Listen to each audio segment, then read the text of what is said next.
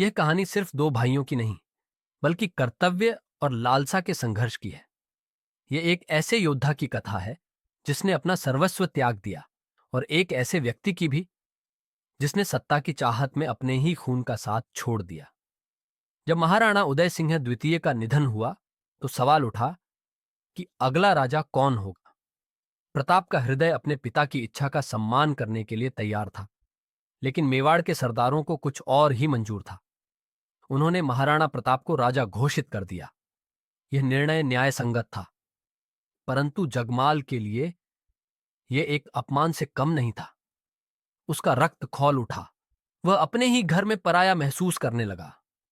गुस्से और आक्रोश से भरे जगमाल ने मेवाड़ छोड़ दिया, लेकिन वह केवल गया नहीं, बल्कि वह उन लोगों के पास गया जो सदियों से मेवाड़ की स्वतंत्रता को मिटाने का प्रयास कर रहे थे।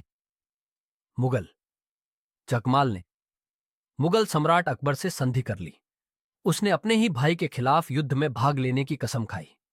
यह सुनकर महाराणा प्रताप का हृदय पिघल गया, लेकिन वे जानते थे कि अब यह युद्ध सिर्फ मुगलों से नहीं, बल्कि अपने ही खून से भी। 18 जून 1506 यह वह दिन था जब धरती का कण कण रक्त से भीग गया।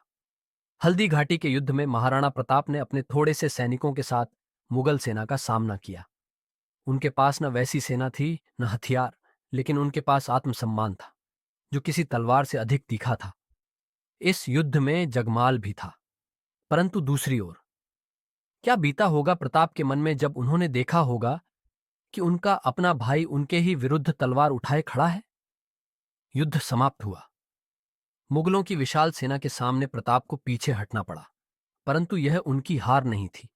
यह उस प्रतिज्ञा की शुरुआत थी जिसे उन्होंने अपनी मातृभूमि के लिए लिया था।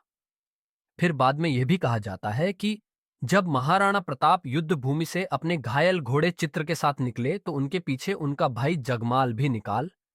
और जब महाराणा प्रताप के घोड़े ने प्राण त्याग दिए, तो जगमाल ने अपने भाई महाराणा प्रताप को अपना घोड़ा देखकर वहां से रवाना किया और अपने भाई से माफी मांगी, क्योंकि जगमाल को अपने गलतियां का पश्चाताप हो गया था।